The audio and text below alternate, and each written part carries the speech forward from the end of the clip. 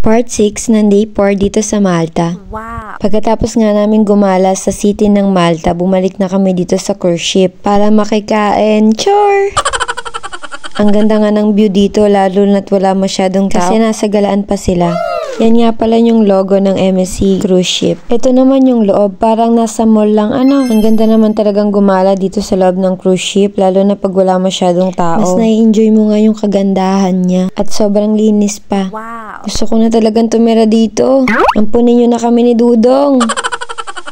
Nasa deck 7 nga pala tayo dyan, papunta dun sa baba, sa deck 6, doon sa Pizza and Burger. Favorite nga namin tong puntahan ni Dudong. Kasi bukod na pwede ka dong tumambay, pwede ka pang magkape, magtsaa, kumain ng pizza, kumain ng sweets, fries and burger, at kung ano-ano pa. Wala nga masyadong tao dito ngayon. Pero pag lahat ng passengers ay on board, naku, Diyos mio, Marimar, wala ka nang maupuan sa sobrang dami ng tao.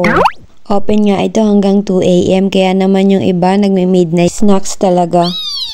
Pagkatapos nga namin magtsaa, bumalik na ulit kami sa aming cabin. Maliligo muna nga ako at magpe-prepare para sa gala night. Wow! Ang ganda ng view dito sa Malta, no? Yun lang muna. Thank you for watching. See you sa gala night. Bye!